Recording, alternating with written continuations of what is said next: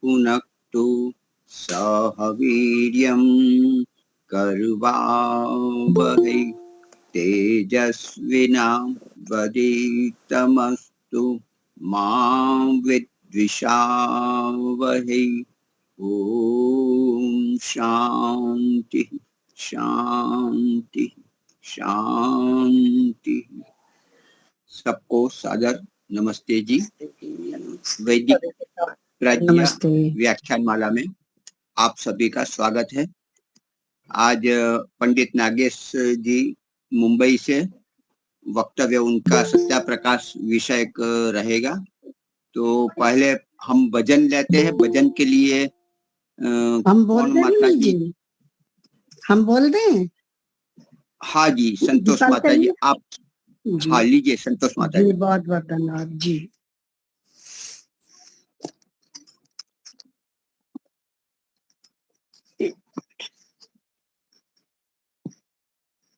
मानो जीवन पाकर बंदे कर ले प्रभु से प्यार, प्रभु के भजन बिन जीवन है बेकार,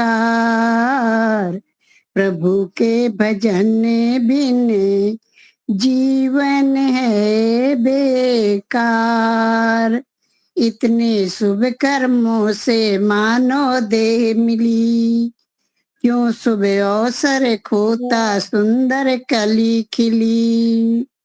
ढली जवानी वृद्ध हुआ तो, ढली जवानी वृद्ध हुआ तो टूट जाए सब तार, प्रभु के भजन बिन जीवन है बेकार। मानो जीवन पाकर बंदे कर ले प्रभु से प्यार, प्रभु के भजन बिन जीवन है बेकार। जिसको कहता तू ये अपना अपना है, लेकिन तेरी झूठी सभी कल्पना है। जिसको कहता तू ये अपना अपना है, लेकिन तेरी झूठी सभी कल्पना है। सपना जैसा जगत है ये, सपना जैसा जगत है ये, कर लो जरा विचार, प्रभु के भजन बिन जीवन है बेकार, प्रभु के भजन बिन जीवन है बेकार। सच्चे दिल से ईश्वर के गुण गाया कर, मन मंदिर में झाड़ू रोज लगाया कर। सच्चे दिल से ईश्वर के गुण गाया कर, मन मंदिर में झाड़ू रोज लगाया कर। गाया कर उस प्रभु की महिमा, गाया कर उस प्रभु की महिमा जो है सर्वाधार, प्रभु के भजन बिन जीवन बेकार। मानो जीवन पाकर बंदे कर ले प्रभु से प्यार, प्रभु के भजन बिन जीवन है बेकार, प्रभु के भजन बिन जीवन है बेकार। ओ बहुत बहुत धन्यवाद मुनि जी समय देने के लिए। सभी उपस्थित भाई बहनों को मेरा सादर नमस्ते। बहुत ही बढ़िया। प्रभु बिना जीवन है बेकार। चाहे कुछ भी हो, कैसा भी हो, चलते रहना है। बीमार होते रहेंगे, खांसी खाते रहेंगे, चिंता नहीं करनी है, बढ़ते रहना है। और भजन के लिए कोई एक हम ले सकते हैं।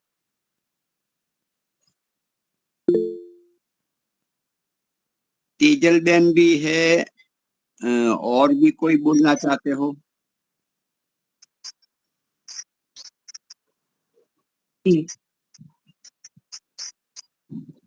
हाँ, इंद्र जी, आप क्या कुछ बोलना गाना चाहते हैं? माता जी इंद्रा देवी जी, मैं ले लूं नो तो कोई और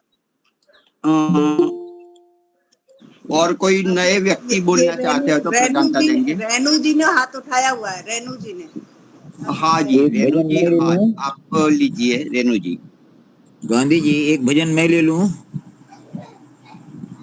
हाँ, रेनू जी को अभी लेते हैं। हाँ, हो गया। ऑडियो ऑडियो चालू हुआ हमारा, वो वॉइस। हाँ, हो गया। हाँ, रेनू जी का हाँ ऑडियो हुआ। हाँ। प्रभु कैसा खेल रचाया है, ये मेरी समझ नहीं आया है, ये मेरी समझ नहीं आया है। प्रभु कैसा खेल रचाया है, ये मेरी समझ नहीं आया है। तूने आकाश बनाया है, तूने आकाश बनाया है, नहीं खंभा एक लगाया है, ये मेरी समझ नहीं आया है। प्रभु कैसा खेल रचाया है, ये मेरी समझ नहीं आया है। तूने इतने पेड़ बनाए हैं, तूने इतने पेड़ बनाए हैं, तू बीज कहाँ से लाया है, ये मेरी समझ नहीं आया है। प्रभु कैसा खेल रचाया है, ये मेरी समझ नहीं आया है। तूने कितने फूल खिलाए हैं, तूने कितने फूल खिलाए हैं, तू रंग कहाँ से लाया है, ये मेरी समझ नहीं आया है। प्रभु कैसा खेल रचाया है, ये मेरी समझ नहीं आया है।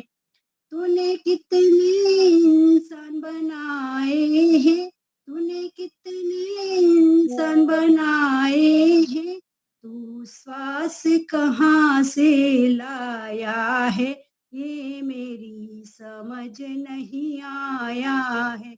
प्रभु कैसा खेल रचाया है, ये मेरी समझ नहीं आया है।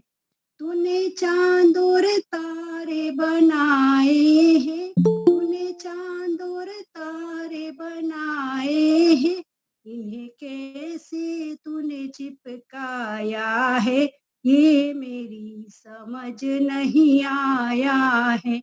प्रभु कैसा खेल रचाया है, ये मेरी समझ नहीं आया है। प्रभु कैसा खेल रचाया है, ये मेरी समझ नहीं आया है। धन्यवाद समय देने के लिए, धन्यवाद। बहुत बहुत ही बढ़िया, बहुत सुंदर भजन लिया आपने।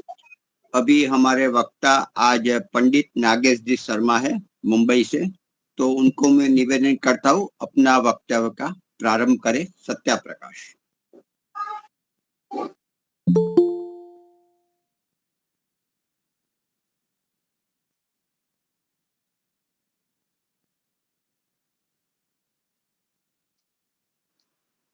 लगभग आ गए होंगे, पहले आए थे अभी।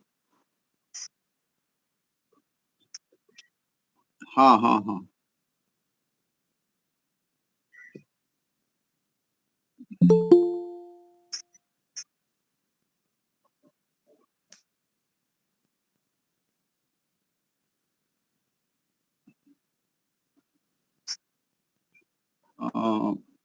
आवाज कहीं काम में, एक या तो फिर एक भजन और ले लेते हैं, अभी आए नहीं। हाँ भजन शंकर प्रसाद जी प्रयागराज से। हाँ जी, आप शंकर प्रसाद जी लीजिए आप भजन।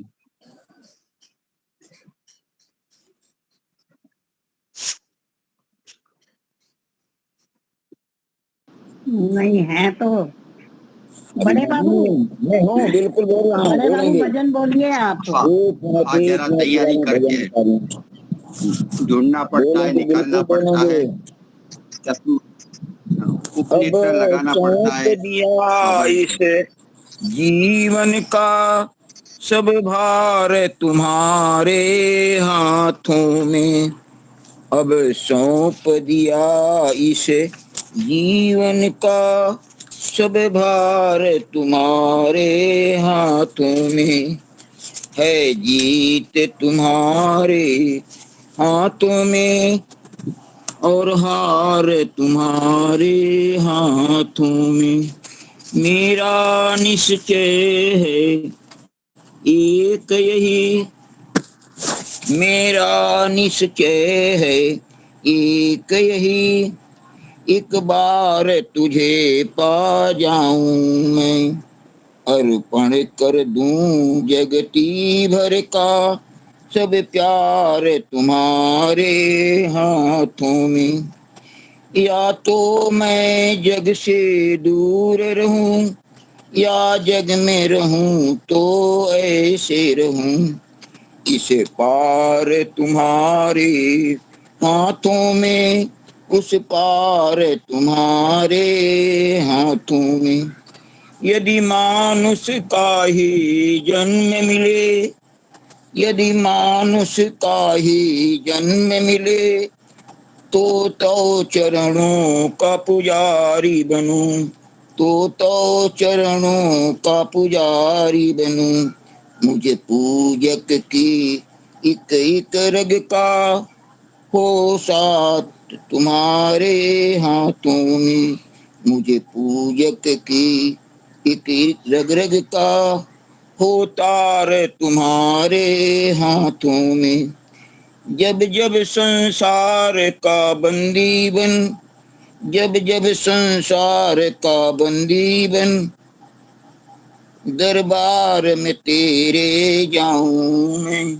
तब तब हो पापों का निर्णय, तब तब हो पापों का निर्णय।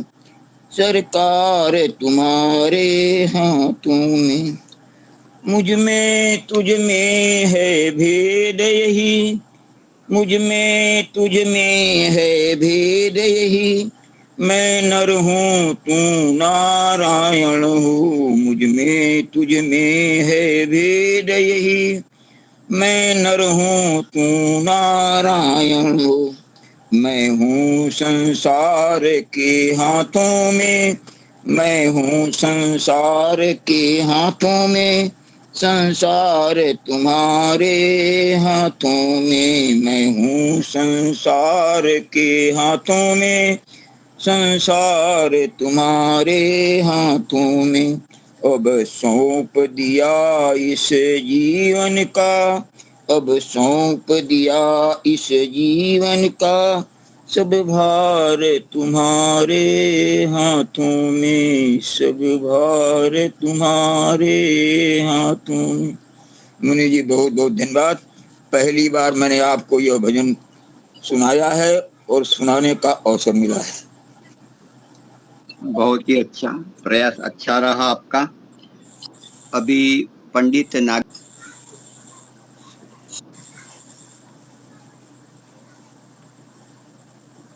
आइए सब लोग एक बार पहले गायत्री मंत्र का पाठ करेंगे और मन को सावधान करेंगे। ओम भूर्भुवः स्वः तत्सवितुर्वरेण्यं भर्गो देवस्य धीमहि धियो यो नः प्रचोदयात्। ओम शन्नो मित्रः शं वरुणः शन्नो भवत्वर्यमा शन्न इंद्रो बृहस्पतिः शं नो विष्णुरुक्रमा नमो ब्रह्मणे नमस्ते वायो त्वमेव प्रत्यक्षं ब्रह्मासि त्वामेव प्रत्यक्षं ब्रह्म वदिष्यामि ऋतं वदिष्यामि सत्यं वदिष्यामि तन्मामवतु तद्वक्तारमवतु अवतु मामवतु वक्तारम् अवतु मामवतु वक्तारम् ओम शांति शांति शांति।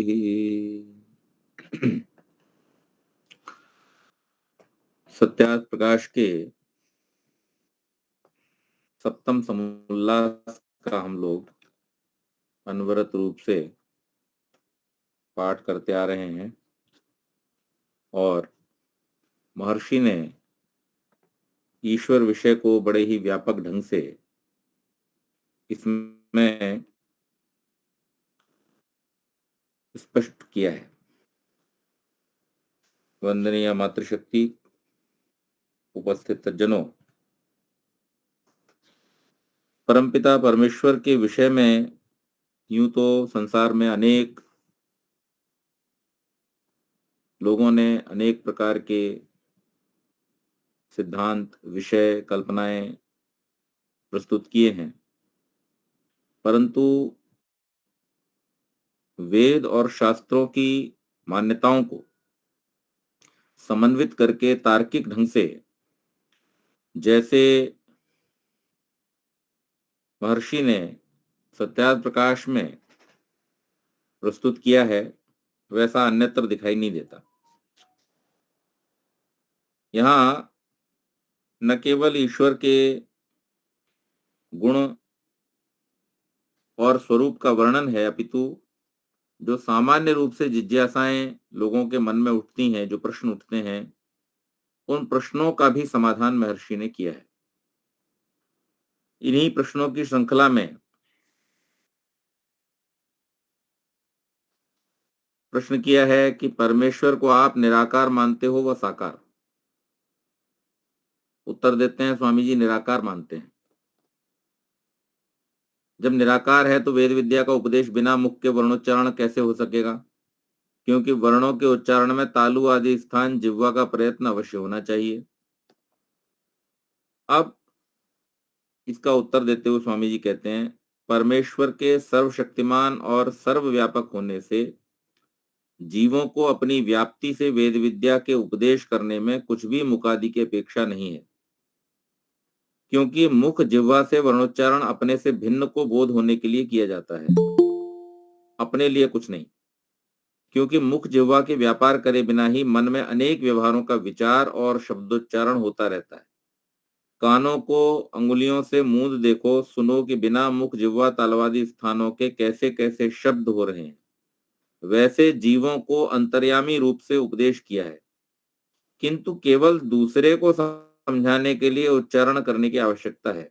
जब परमेश्वर निराकार सर्वव्यापक है तो अपनी अखिल वेद विद्या का उपदेश जीवस्थ स्वरूप से जीवात्मा में प्रकाशित करता है, फिर वह मनुष्य अपने मुख से उच्चारण करके दूसरों को सुनाता है। इसलिए ईश्वर में यह दोष नहीं आ सकता। अभी ये इतने ढंग से इस बात को समझाया है कि हम लोग जब किसी से बात करते हैं, जैसे मैं आपसे वार्तालाप कर रहा हूं, तो इस समय में मुझे जिह्वा आदि के प्रयत्न की आवश्यकता है, शब्द को प्रकट करने की आवश्यकता है। परंतु जब मैं अपने मन में कुछ विचार करता हूं तो उस समय में मुझे उस शब्द को प्रकट करने की आवश्यकता नहीं है। जिस शब्द का मन में विचार उठता है, बुद्धि उसको अपने निश्चय के स्तर पर लेकर के आती है, चित्त उसको स्मृति के स्तर पर लेकर के आता है और आत्मा उसको स्वीकार कर लेता है। इन चारों में किसी भी प्रकार के शब्द की आवश्यकता नहीं पड़ती। जैसे हम बहुत सारे दृश्य देखते हैं, अब आपने आंख से दृश्य को देखा, वो दृश्य आपको सुंदर लगा, तो क्या आपके उस दृश्य के सुंदर लगने और आनंद प्राप्त करने के लिए ये आवश्यक है कि आंख जब देखे तब मुंह आपको बताए कि देखो ये सुंदर लग रहा है? ऐसा तो जरूरी नहीं होता। वो तो आप जब देखते हैं तो देखने के साथ ही मन उस विषय को ग्रहण करता है, बुद्धि उसका निर्णय करती है, चित्त उसका संस्कार लेता है और आपको वो दृश्य अच्छा है या बुरा है, जैसा भी है उसका अनुभव हो जाता है। इसमें किसी भी प्रकार के शब्द की आवश्यकता नहीं पड़ती, क्योंकि आप सबके सब एक तार से जुड़े हुई चीजें हैं। जैसे इंद्रिय से मन, मन से बुद्धि, बुद्धि से चित्त, चित्त से अहंकार, अहंकार से जीवात्मा, ये सब एक सूत्र में बंधे हुए हैं और सूत्र में बंधे होने के कारण से अलग से किसी शब्द को प्रकट करने की आवश्यकता नहीं होती है। इसी प्रकार से जो अच्छा, इसमें एक और बात को अगर हम जोड़ दें तो, हालांकि केवल शब्द के प्रकटीकरण की अगर बात हो रही है तो हम ये भी समझ सकते हैं कि अनेकानेक इस संसार में पक्षी हैं, पशु हैं या मनुष्य भी जब कुछ अपनी लैंग्वेजेस डेवलप कर लेते हैं तो बहुत सारी कोड लैंग्वेज जो खास तौर से गुप्तचरों के बीच में या आर्मी वगैरह में चलती हैं, उसमें वो बिना शब्द प्रयोग किए ही पूरा कम्युनिकेशन कर देते हैं। तो उस स्थिति में अगर हम देखें, या हम जब लिख करके एक दूसरे को टेक्स्ट मैसेज भेजते हैं तो वहां हमने शब्द कहाँ प्रयोग किया? हमने तो मुंह से कुछ भी उच्चारा नहीं, लेकिन हमने मोबाइल से मोबाइल पर भेज दिया और एक दूसरे को पता चल गया। तो कहने का अभिप्राय ये है कि ये बात कहना कि भाई बिना उच्चारण किए, बिना बताए कैसे ज्ञान हो गया, ये बात स्पष्ट नहीं बैठती, क्योंकि परमात्मा सूक्ष्माति सूक्ष्म है, वो जीवात्माओं के अंदर बैठा हुआ है। जैसे वो चिड़िया आदि को उनके जीवन के लिए आवश्यक चीजों का ज्ञान कराता है, शेर आदि जो पशु हैं, हिंसक पशु हैं, उनको उनके भोजन का ज्ञान कराता है, और बकरी आदि जो पशु हैं उनको उनके भोजन का ज्ञान करा देता है। इसी प्रकार से वो मनुष्यों को भी वेद विद्या का उपदेश करता है। लेकिन अब जो अगला प्रश्न किया है कि किनके आत्मा में कब वेदों का प्रकाश किया, तो उसका उत्तर देते हुए ऋषि कहते हैं, अग्निर्वा ऋग्वेदो जायते वायुर्यजुर्वेदः सूर्यात् सामवेदः। ये शतपथ ब्राह्मण से उठाया कि प्रथम सृष्टि की आदि में परमात्मा ने अग्नि, वायु, आदित्य तथा अंगिरा, इन 4 ऋषियों के आत्मा में एक एक वेद का प्रकाश किया। यो वै ब्राह्मणम विद्धाति पूर्वम यो वै वेदांश प्राणोति तस्मै। इस वचन से ब्रह्मा जी के हृदय में वेदों का उपदेश किया है। फिर अग्नि आदि ऋषियों के आत्मा में क्यों कहा? ब्रह्मा के आत्मा में अग्नि आदि के द्वारा स्थापित कराया। देखो मनु ने क्या लिखा है कि जिस परमात्मा ने आदि सृष्टि में मनुष्यों को उत्पन्न करके अग्नि आदि 4 महर्षियों के द्वारा 4 वेद ब्रह्मा को प्राप्त कराए, और उस ब्रह्मा ने अग्नि, वायु, आदित्य और अंगिरा से ऋग, यजु, साम और अथर्व वेद का ग्रहण किया।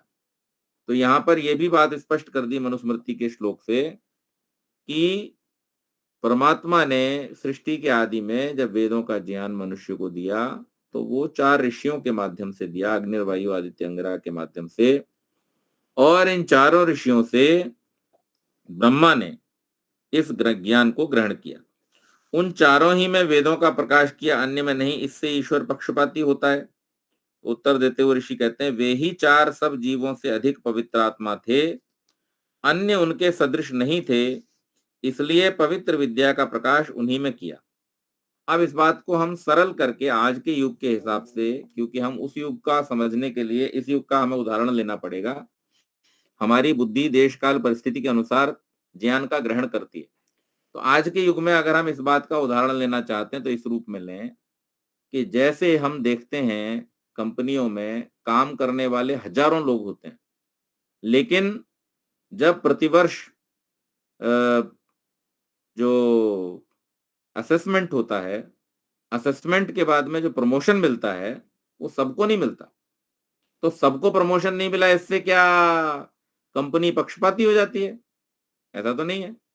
कंपनी पक्षपाती नहीं है, बल्कि जिनका प्रयास उत्तम होता है, जिन्होंने साल भर बढ़िया काम किया होता है, उनको प्रमोशन मिल जाता है। तो ये सामान्य व्यवहार में भी हम देखते हैं। अब इसको न समझ में आने वाली तो कोई बात है नहीं, है तो नियम संसार में चल रहा है कि जो व्यक्ति साल भर बढ़िया काम करता है, जिसका रिकॉर्ड अच्छा होता है, जो समय पर अनुशासन के पूरे साथ में रहता है, उस व्यक्ति के उस सारे असेसमेंट के आधार पर उसको प्रमोशन दिया जाता है, बाकियों को प्रमोशन नहीं दिया जाता। तो इस बात के लिए आप कंपनी के ऊपर तो पक्षपाती होने का दोष नहीं डाल सकते। इसी प्रकार से परमात्मा भी कर्मफल देता है। जो पुण्यात्मा जीव होते हैं उनको उसके हिसाब से कर्मफल मिलता है, जो पुण्यात्मा नहीं होते उनको उनके हिसाब से कर्मफल मिलता है। जो सर्वाधिक पवित्र आत्मा होते हैं उनको वेद राशि सामान्य रूप से ग्रहण हो जाती है। जो कम पवित्र आत्मा होते हैं उनके ऊपर, अब यहाँ पवित्र और अपवित्र का मतलब क्या है वो समझ लीजिए। पवित्र और अपवित्र का मतलब ऐसा ही है कि जैसे ये मेरा चश्मा है, ये चश्मा जितना क्लीन होगा, जितना साफ होगा, मुझे दृश्य उतना ही साफ दिखाई देगा। और इसके ऊपर जितनी जितनी परत जमी रहेगी, इस पे मैं हाथ लगा दूं चिकनाई के, या धूल लग जाए या गंदगी लग जाए, तो उतना उतना वो दृश्य मेरे लिए धुंधला होता जाएगा।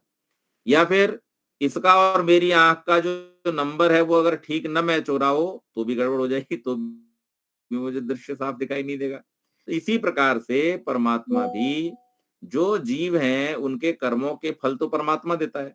अब जैसे जिसके कर्म है उसके हिसाब से जितना जितना जिसने विद्या के लिए पुरुषार्थ किया है, उस विद्या के पुरुषार्थानुसार उतने उतने पर्दे उसके हट जाते हैं।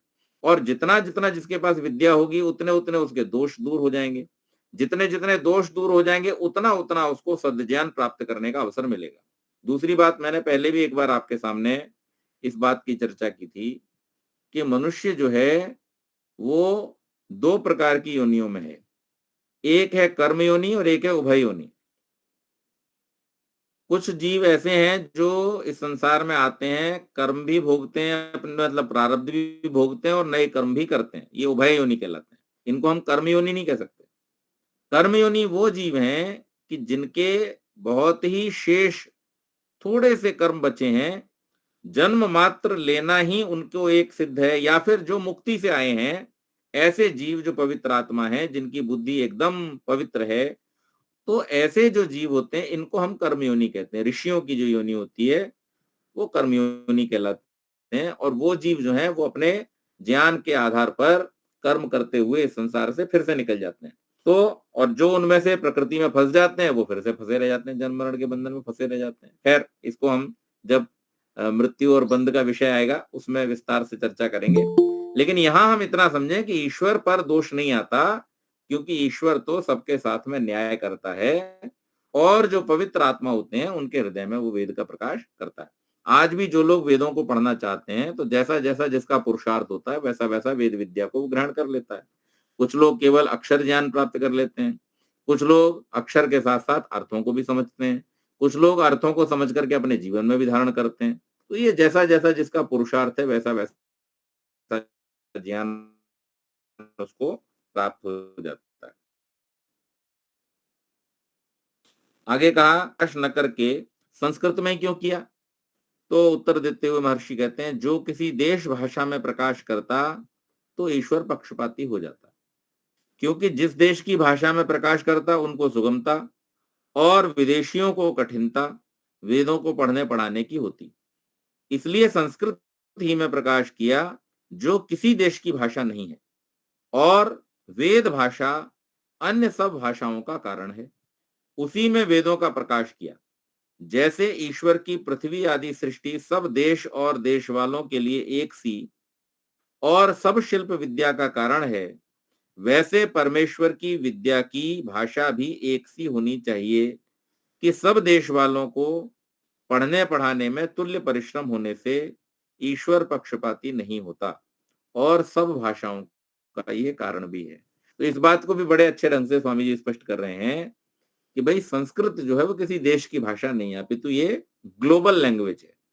आज आप देखिए, विश्व में कहा जाता है कि ये भाषा ग्लोबल है, कि वो भाषा ग्लोबल है, लेकिन वास्तव में अगर देखा जाए, और आज इस बात को पूरे विश्व के वैज्ञानिक और बड़े बड़े फिलोसोफर, दार्शनिक, शिक्षाविद इस बात को स्वीकार करने के लिए बाध्य हैं कि इस संसार में केवल मात्र एक ही भाषा है जो ग्लोबल है सच्चे अर्थों में, और वो क्या है? वो है संस्कृत। क्यों संस्कृत ग्लोबल भाषा है?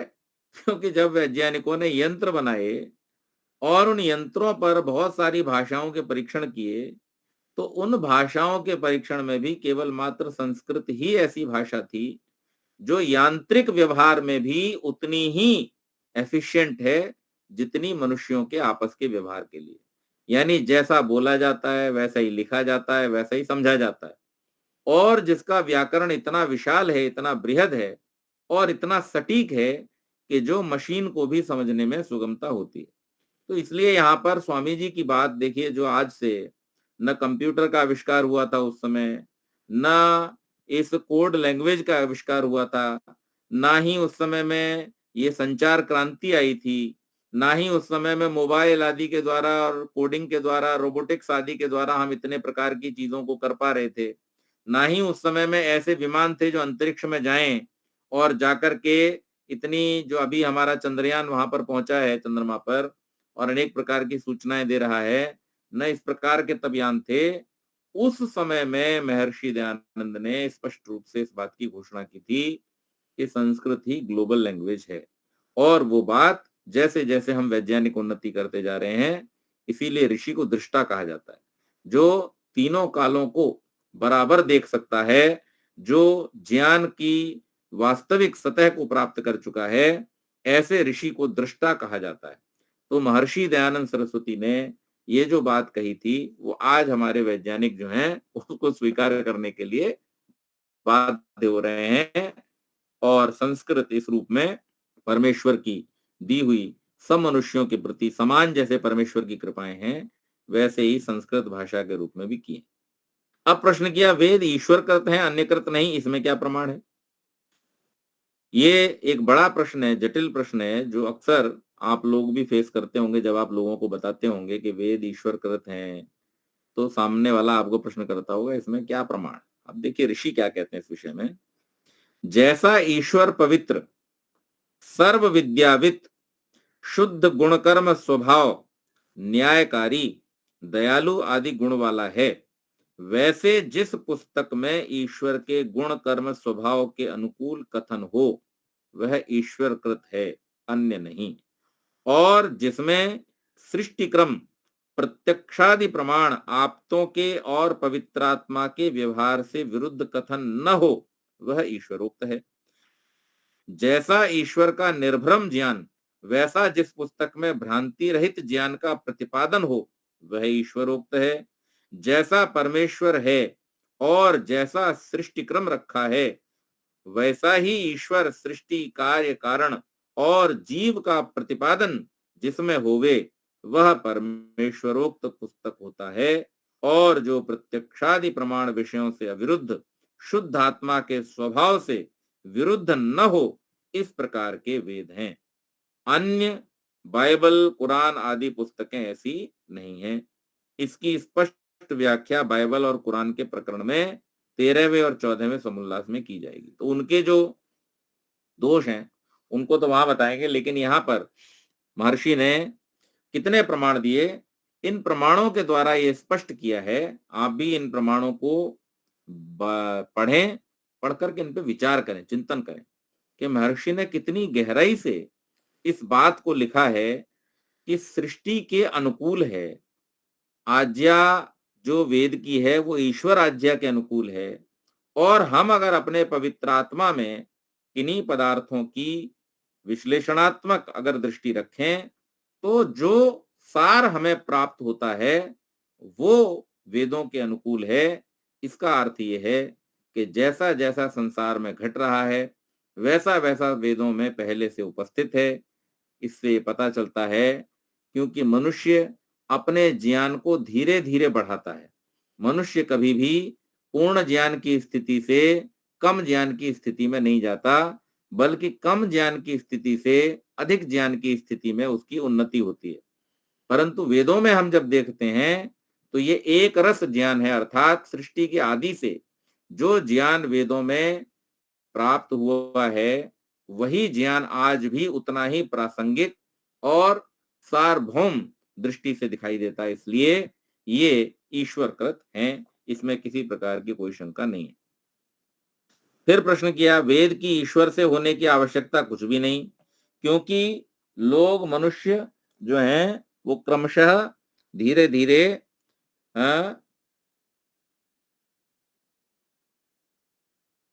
ज्ञान बढ़ाते जाकर पुस्तक बना लेंगे। तो इसलिए वेद को ईश्वरोक्त कहने की आवश्यकता तो नहीं है, धीरे धीरे बढ़ा लेंगे। तो यहाँ पर कहते हैं कभी नहीं बना सकते, क्योंकि बिना कारण के कार्योत्पत्ति का होना असंभव है।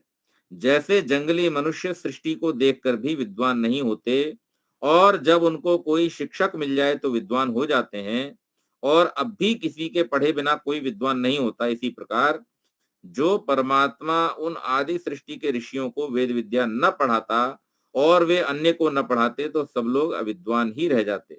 जैसे किसी के बालक को जन्म से एकांत देश अविद्वानों व पशुओं के संग में रख देवें तो वह जैसा संग है वैसा ही हो जाएगा। इसका दृष्टांत जंगली भील आदि है।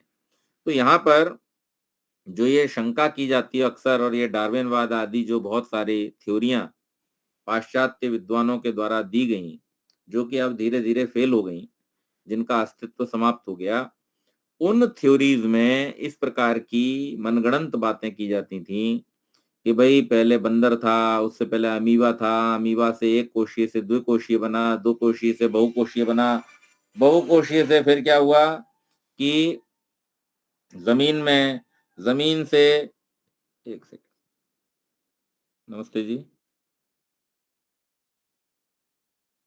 एक कोशीय से बहुकोशीय, बहुकोशीय से जलचर, जलचर से जल स्थल पे रहने वाले, स्थल और जल में रहने वाले एम्फीबियन जिनको बोलते हैं, उनसे रेप्टाइल्स, रेप्टाइल्स से फिर पक्षी, और पक्षियों से मनुष्यों की या मैमल्स की उत्पत्ति हुई। ऐसे मनगढ़ंत बहुत सारे सिद्धांत, बहुत सारी थ्योरीज जो है वो इस देश में और इस विश्व में फैलाई जाती रही हैं। लोगों ने अपने अपने जैसे विचार मन में आए उस प्रकार के विचारों को प्रस्तुत किया है। लेकिन आज भी अगर कोई थ्योरी ऐसी है जो सार्वभौम रूप से सैद्धांतिक रूप से ठीक बैठती है तो वो थ्योरी जो है वो केवल मात्र वेदों की थ्योरी है। इसलिए यहाँ पर महर्षि स्पष्ट रूप से कह रहे हैं कि भाई जो अविद्वान है वो कभी विद्वान इस रूप में नहीं हो सकता है। विद्वान तभी होता है जब उसको कोई सिखाने वाला हो। एक सेकंड जरा होल्ड करेंगे, कोई बार बार फोन कर रहा है।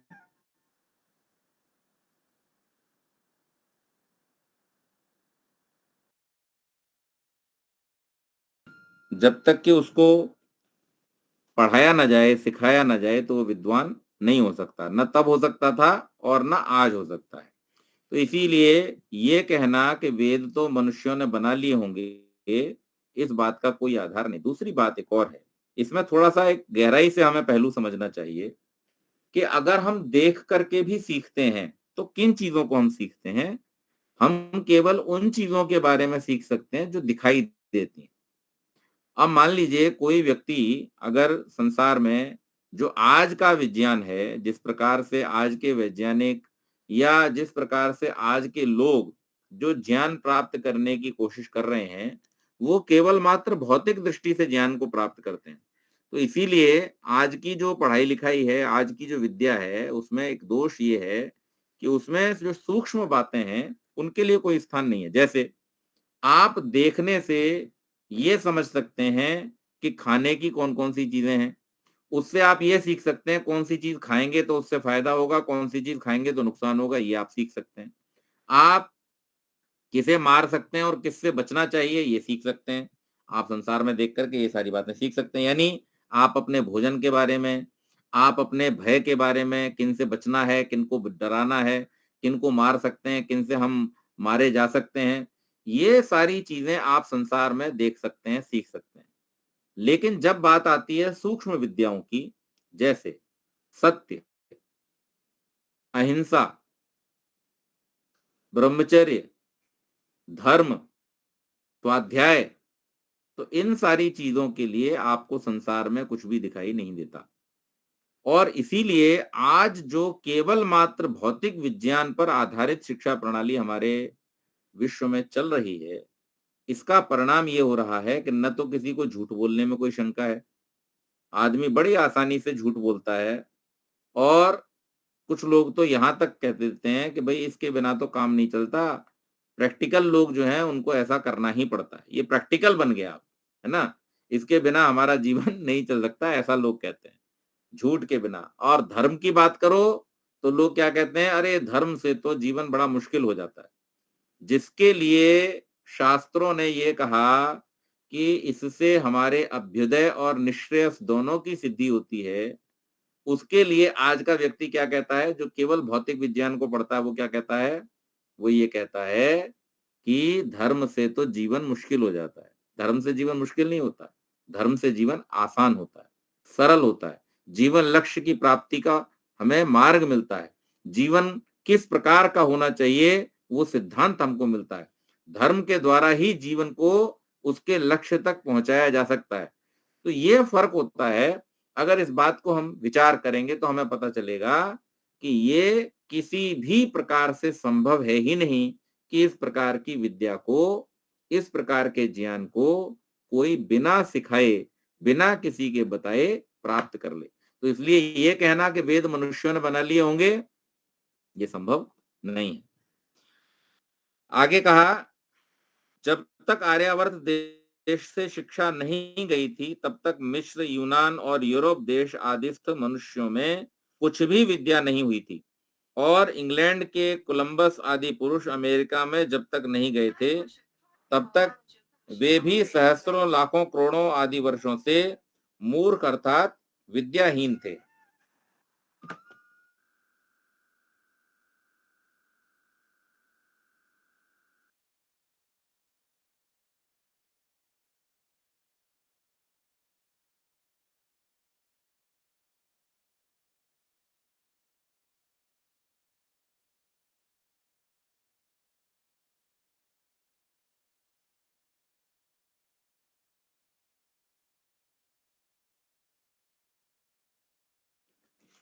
तो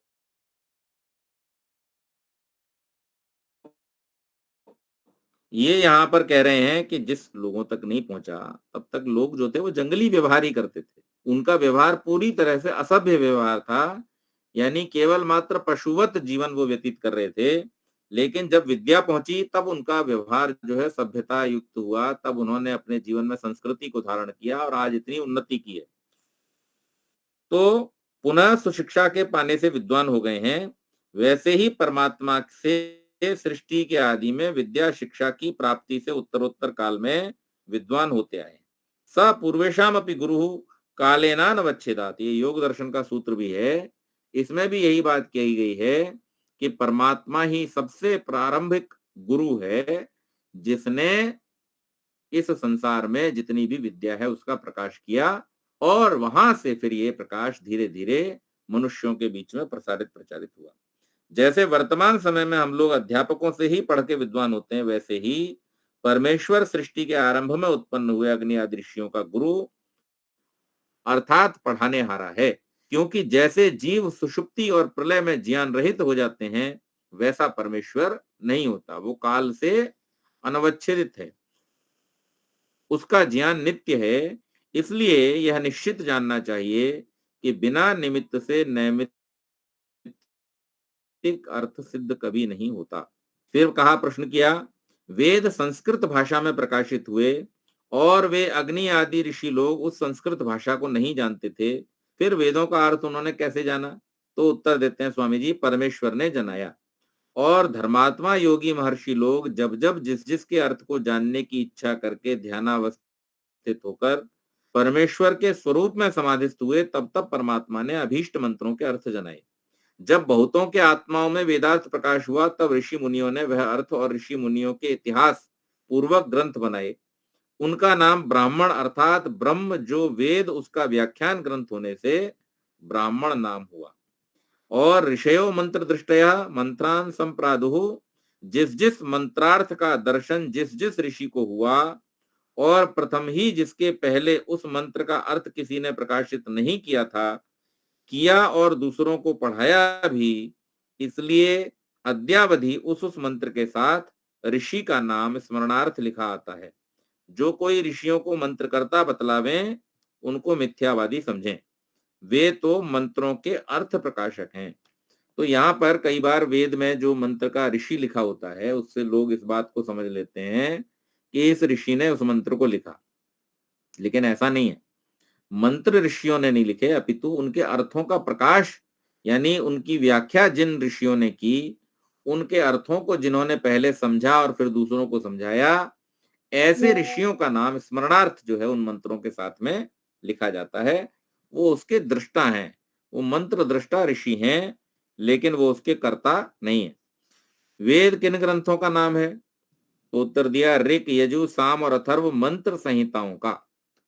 जो मंत्र संहिताएं हैं उनका नाम वेद है, अन्य का नहीं। मंत्र ब्राह्मणयोर वेद नामधेयम इत्यादि कात्यायनादि सुकृत प्रतिज्ञा सूत्रादि का अर्थ क्या करेंगे? तो उत्तर देते हुए स्वामी जी कहते हैं, देखो संहिता पुस्तक के आरंभ अध्याय की समाप्ति में वेद यह सनातन से शब्द लिखा आता है, और ब्राह्मण पुस्तक के आरंभ व अध्याय की समाप्ति में कहीं नहीं लिखा। और निरुक्त में इत्यमपि निगमो भवति इति ब्राह्मणम छांदो ब्राह्मणानि च तद विषयाणि, इससे भी स्पष्ट विदित होता है कि वेद मंत्र भाग और ब्राह्मण व्याख्या भाग है। इसमें जो विशेष देखना चाहें तो ऋग्वेद आदि भाष्य भूमिका में देख लीजिए। वहां अनेकशः प्रमाणों से विरुद्ध होने से यह कात्यायन का वचन नहीं हो सकता, ऐसा ही सिद्ध किया है। क्योंकि जो माने तो वेद सनातन कभी नहीं हो सकते, क्योंकि ब्राह्मण पुस्तकों में बहुत से ऋषि, महर्षि और राजादि के इतिहास लिखे हैं, और इतिहास जिसका हो उसके जन्म के पश्चात लिखा जाता है, वह ग्रंथ भी उसके जन्म के पश्चात होता है। वेदों में किसी का इतिहास नहीं है, किंतु विशेष जिस जिस शब्द से विद्या का बोध होवे उस शब्द का प्रयोग किया है। किसी मनुष्य की संज्ञा व विशेष कथा का प्रसंग वेदों में नहीं है। ये बात महर्षि ने स्पष्ट की। अभी आजकल के हम तथा कथित विद्वानों को अगर देखें तो ऐसी ऐसी बढ़िया बातें वो करते हैं कि जो पहले सर्कस में जोकर और फिल्मों में जो विदूषक यानी हास्य कलाकार किया करते थे, उस तरीके की बातें आजकल जो महामंडलेश्वर स्तर के लोग बने बैठे हैं वो लोग करते हैं। अभी एक संत हैं जिनका नाम है राम भद्राचार्य, वो नेत्रहीन है। वो श्रीमान जी अभी थोड़े दिन पहले किसी चैनल पे बुलाए गए। अब चैनलों पे हम जैसे लोगों को नहीं बुलाएंगे, कारण क्या है कि हमें बुलाएंगे तो सत्य का प्रकाश होगा, जो कि चैनल का भी उद्देश्य नहीं है और लोगों का भी उद्देश्य नहीं है।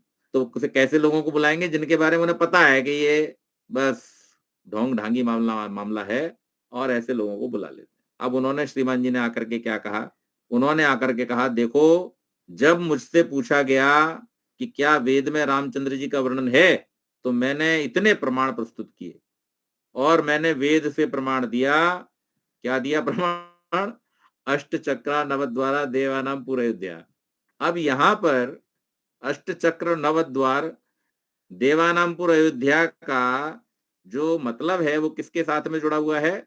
हमारे इस शरीर का वर्णन वहां पर किया गया है कि ये 8 चक्र और 9 द्वारों वाली जो अयोध्या नगरी है, इसके हिरण्यमय कोश में वो जीवात्मा रहता है। और उन्होंने उसका अर्थ क्या कर दिया? उसको उन्होंने जो अयोध्या है यूपी में, जो रामचंद्र जी की जन्मभूमि है उसका भी नाम अयोध्या है, उसके साथ में जोड़कर कह दिया देखो वेद में अयोध्या का वर्णन है इसलिए रामचंद्र जी का भी वर्णन है। तो इस प्रकार की जो बातें लोग करते हैं, और वेदों में अनेकानेक प्रकार से ऐतिहासिक चीजों को, अब सोचिए कि रामचंद्र जी की 20वीं पीढ़ी पूर्व जिस वंश में रामचंद्र जी का जन्म हुआ था, उस वंश के जो आरंभिक राजा थे जिनका नाम था इक्ष्वाकु, जिसके नाम से इक्ष्वाकु वंश कहलाता है रामचंद्र जी का, उस महाराज इक्ष्वाकु ने आरंभ की थी परंपरा किस चीज की? वेदों के लिपिबद्ध किए जाने की। उससे पहले वेदों को केवल श्रुति रूप में रखा जाता था, लेकिन आज से इतना लंबा समय हो गया, लगभग 2 करोड़ वर्ष हो गए। उस समय में महाराज इक्ष्वाकु ने ये परंपरा शुरू की थी कि इनको लिपिबद्ध किया जाए, यानी केवल श्रुति परंपरा से नहीं अपितु लिखित रूप में इनको सुरक्षित किया जाए, ताकि ये आने वाली पीढ़ियों के लिए भी बचे रहें।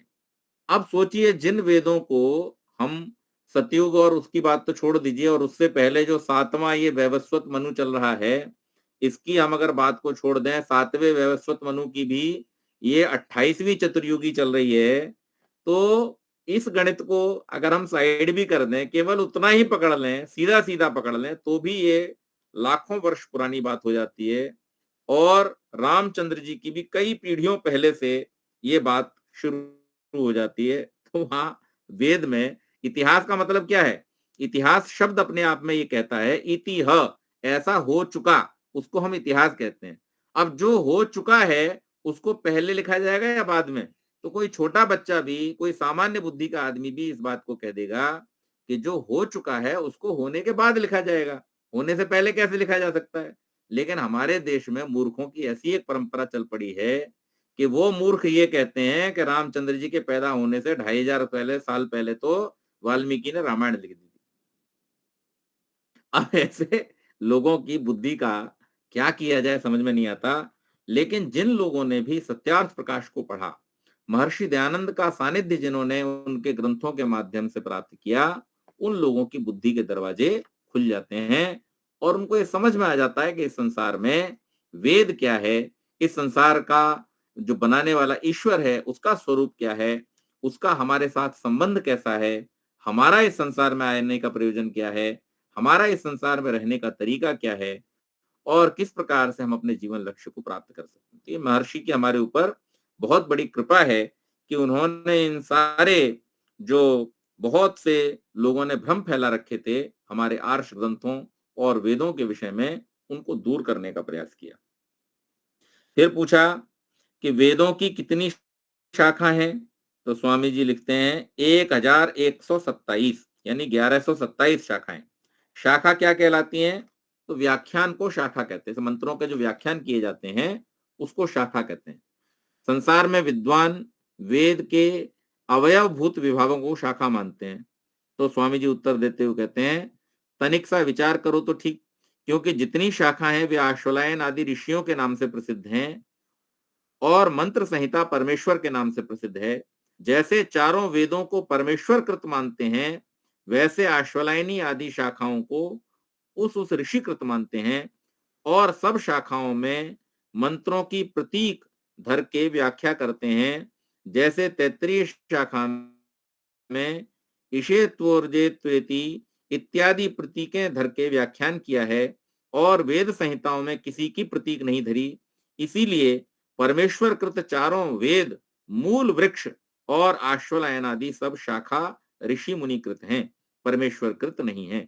जो इस विषय की विशेष व्याख्या देखें तो वे ऋग्वेद आदि भाष्य भूमिका को देख लें। अब आगे कहा, जैसे माता पिता अपने संतानों पर कृपा दृष्टि कर उन्नति चाहते हैं, वैसे ही परमात्मा ने सब मनुष्यों पर कृपा करके वेदों को प्रकाशित किया है, जिससे मनुष्य अविद्यांधकार भ्रम जाल से छूटकर विद्या विज्ञान रूप सूर्य को प्राप्त होकर अत्यानंद में रहे और विद्या तथा सुखों की वृद्धि करते जाएं। पूछा, वेद नित्य है व अनित्य? स्वामी जी कहते हैं नित्य हैं, क्योंकि परमेश्वर के नित्य होने से उनके ज्ञानादि गुण भी नित्य हैं। जो नित्य पदार्थ हैं उनके गुण कर्म स्वभाव नित्य और अनित्य द्रव्य के अनित्य होते हैं। फिर प्रश्न किया, क्या यह पुस्तक भी नित्य है? तो स्वामी जी कहते हैं नहीं, क्योंकि पुस्तक तो पत्रे और स्याही का बना है, वह नित्य कैसे हो सकता है? किंतु जो शब्द अर्थ और संबंध हैं वे नित्य हैं। फिर प्रश्न किया, ईश्वर ने उन ऋषियों को ज्ञान दिया होगा और उस ज्ञान से लोगों ने वेद बना लिए होंगे, ऐसा भी हो सकता है?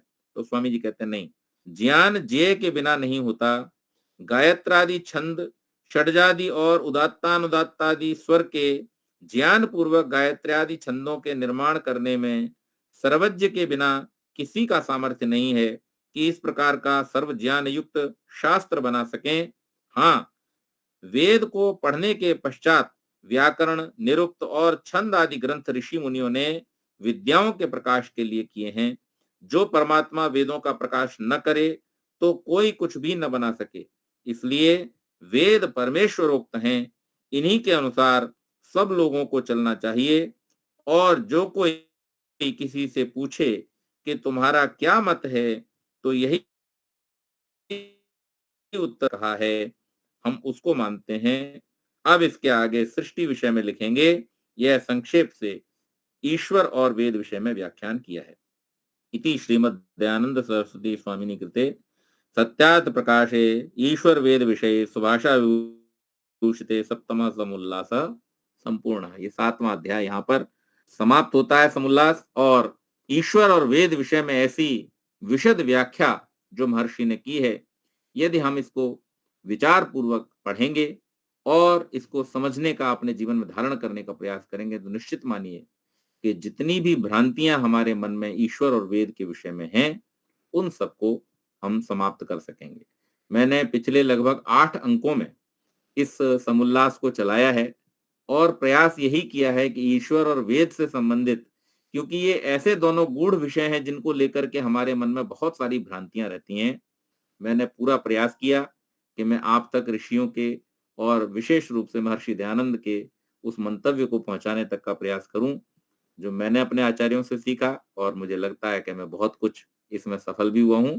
आप सबने इसको ध्यानपूर्वक सुना, बहुत बहुत धन्यवाद। कोई प्रश्न हो तो आप लोग पूछ सकते हैं।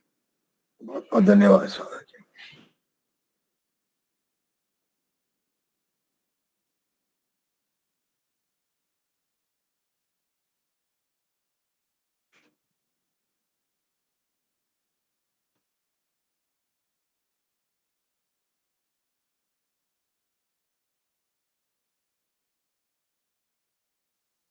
हाँ जी, कोई प्रश्न पूछना चाहेंगे?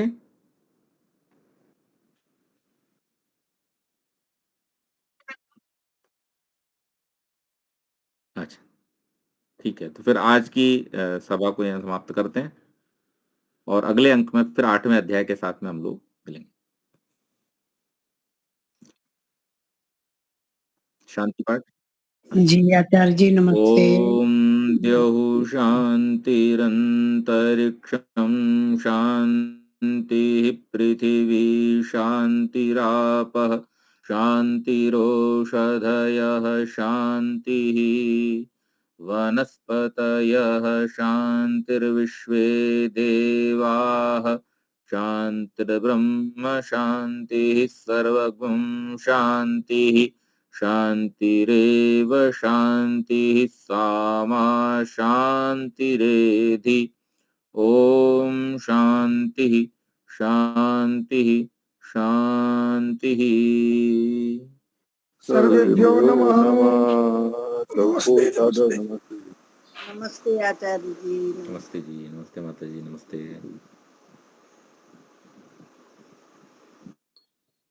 आचार्य जी नमस्ते। सभी को नमस्ते। उपस्थित सभी भाई बहनों को सादर नमस्ते। सभी को नमस्ते। नमस्ते।